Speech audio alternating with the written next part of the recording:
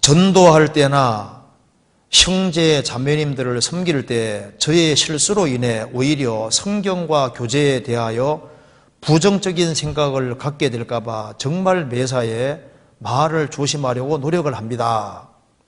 너무 소심하다 보니 오히려 해야 할 말을 못하고 소극적이게 돼서 이것이 옳은가 의문이 듭니다. 지혜로운 방법은 무엇일까요? 참 이게 질문은 참 생각을 많이 하신 분이잖아요. 여기에 전도할 때나 형제자매님들을 섬길 때 저의 실수로 인해 오히려 성경과 교제에 대하여 부정적인 생각을 갖게 될까 봐 정말 매사에 말을 조심하려고 노력합니다. 이거 필요합니다.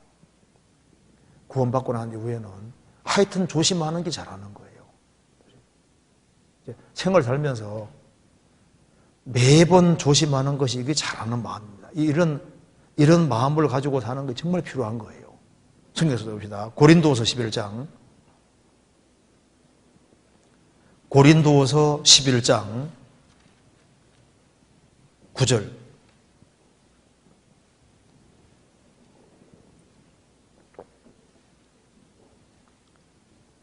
또 내가 너희에게서 용도가 부족하되 아무에게도 누를 끼치지 아니함은 마케도냐에서 온 형제들이 나의 부족한 것을 보충하였음이니라. 내가 모든 일에 너희에게 피해를 끼치지 않기 위하여 스스로 조심하였거니와 또 조심하리라. 바울 사도는 성도들을 대할 때 조심하고 또 조심했습니다. 또 조심했습니다. 매사에 조심하는 게 필요합니다. 그러니까 말과 행동에 조심해야 되는 것이 맞아요. 그래서 신명기 22장에도 내가 새의 집을 건축할 때 난간을 만들어서 혹시 다른 사람이 떨어짐으로 인해서 핏값이 너희에게 돌아가지 않도록 조심하라고 했습니다. 난간을 만들어 사람으로 떨어지지 않게 하라. 이스라엘은 이제 지붕에 많이 모였기 때문에 지붕에 베란다 같이 이렇게 설치해야 됩니다. 베란다 같은 걸 안 만들어서 누가 실수로 떨어져 죽으면은 그 핏값이 너희 집에 돌아갈 수 있으니까 너로 인해서 다른 사람 넘어지지 않도록 조심하라 그 말입니다. 그래서 이제 구원받은 사람은 구원받은 이후 신앙생활에 새로운 집을 건축하는 거잖아요. 그런데 나로 인해서 넘어지는 사람 안 생기도록 조심해야 된다 그 말이 맞는 겁니다. 그런데 이게 질문이 그런데 너무 조심하다 보니 오히려 해야 될 말을 못하고 소극적이게 돼서 이것이 옳은가 의문이 듭니다. 지혜로운 방법이 무엇일까요? 형제자매를 대할 때 이제 겸손한 태도로 말을 적게 하는 것은 별로 문제가 안 될 수 있습니다. 일단 당하는 건 일단 보통 이기고 들어가는 거거든요. 뭐든지 당하고 잘 넘어갈 수만 있으면 내게 상을 더 보태준 게 되는 거예요. 그렇잖아요. 그래서 어떤 형제자매가 내게 잘못했다. 내가 마땅히 할 말이 있지만은 그냥 주님 생각하고 넘어갔다. 그러면 내가 억울한 일을 당하고 이랬을 때 내가 넘어가면은 그 상은 내가 받는 게 되는 겁니다. 그렇잖아요. 애매히 고난을 받아도 하나님을 생각함으로 슬픔을 참으면 이런 아름답다고 그러셔야 되잖아요. 그런데 여기 이제 너무 소극적이 돼서 오히려 해야 할 말을 못한다. 그런데 이거는 불신자들을 대할 때는 이게 안 좋은 겁니다. 불신자 대할 때는 담대히 되거든요. 그럼 어떻게 하면 나는 원래부터 소극적인데 어떻게 하면 담대하게 될까요? 자, 세상적으로는 너무 소극적이어서 말 안 하는 사람은 어떻게 하면 됩니까? 술 많이 먹으면 돼. 술 많이 먹으면 뭐가 생깁니까? 담대한 마음이 생기고 말이 많아지게 되고 담대히 말하게 되죠. 그죠? 그와 꼭 마찬가지로 술 취하지 말라. 이는 방탕한 것이니 오직 성령의 충만을 받으라. 그래서 하나님 말씀으로 충만해지고 성령으로 충만해지면요 입이 근질근질해지고 이제 쏟아 부어야 되겠습니다. 그래서 이게 말이 많아지게 되고 얘기를 하게 되거든요. 그래서 성도들을 대할 때는 겸비하고 떠나 있으면 담대한 나 바울은 그 말씀대로 여기 고린도후서 10장 1절에 보시겠습니다.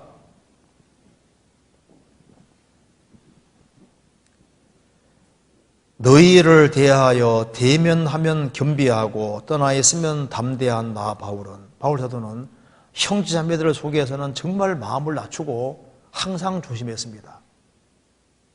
구원받은 사람들 회중이 주님이 함께 하시는 곳 속에 있기 때문에 항상 조심했다 그 말입니다. 그런데 떠나 있으면 담대한 나 바울, 떠나 있으면 꺼리낄 게 없으니까 담대하고 또 불신자들에 대해서는 담대해잖아요. 그럼 어떻게 하면 담대하느냐? 술을 먹어야 되는 것처럼 성령을 많이 마셔야 되는 거예요. 그래서 술 취하지 말라. 이는 방탕한 것이니 오직 성령에 충만받으라. 그럼 어떻게 하면 술 충만이 될까요? 문 딱 걸어 잠그고 나는 술 충만하기를 원합니다 하고 술 충만됩니까? 안 되지 아니잖아요. 술 충만하려면 술 있는 곳에 가야 돼. 술을 많이 마셔야 돼요. 1차, 2차, 3차를 좋아해야 돼. 술병을 곤충 차고 다니듯이 차고 다니면서 시간 날 때마다 마시고 할 때 술하고 친해야 돼. 술 친구가 많아야 돼. 그죠?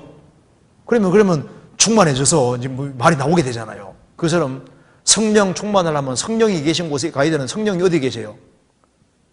고린도후서 3장에 보면은 주는 영이시니 주의 영이 계신 곳에는 자유함이 있느니라. 주의 영이 계신 곳이 구원받은 무리 속에 주의 영이 계십니다.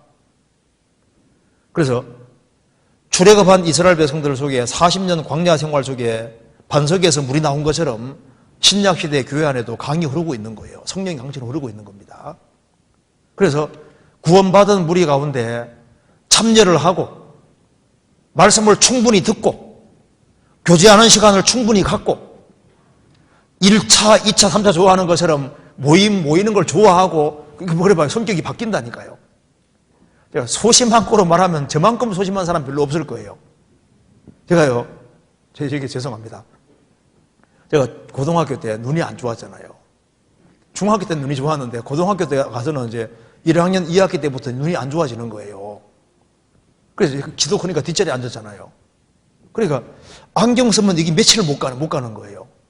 근데 뒷자리에 앉았으니까 칠판이 안 보이잖아요.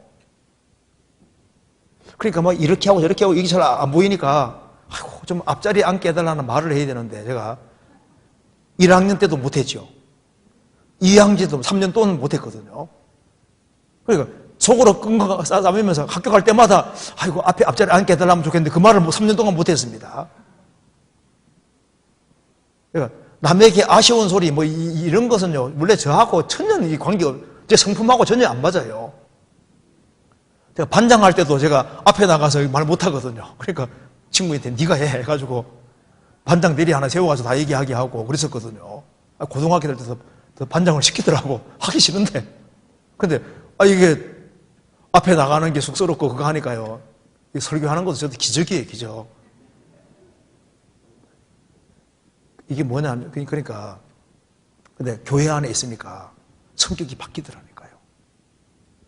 내성적인 사람도 소극적인 사람도 자꾸 무리 가운데 자꾸 이렇게 하면요 자꾸 주님 바꿔주세요. 그리고 성도들 속에서는 가만히 있다가 불신자들 속에는 좀 담대해지잖아요.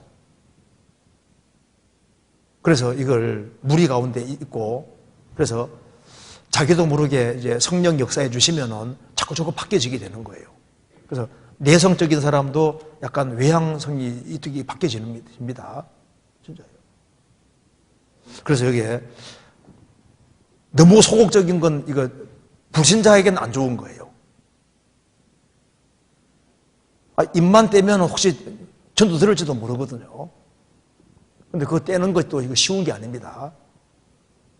그것도 좀 담대한 마음이 있어야 지금 가능한 거예요. 그래서 술 취하지 말라. 이는 방탕한 것이니 오직 성령의 충만을 받으라. 그래서 취한 사람은 하늘에 돈짝만하게 보이고 무서운 사람 먹고 겁나는 사람 먹고 막 담대해지잖아요. 그죠?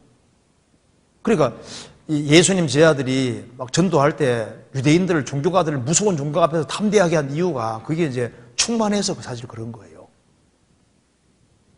우리가 접촉하는 사람들에게 이제 소극적인 사람도 이제 점점 충만해지면은 그러면은 점점 담대한 마음이 생기고 이제 그런 게 자꾸 생깁니다. 근데 그게 빨리 되는 사람이 있고 빨리 안 되는 사람도 있어요. 원래부터 그냥 적응된 사람도 있고 성격인 경우도 많거든요.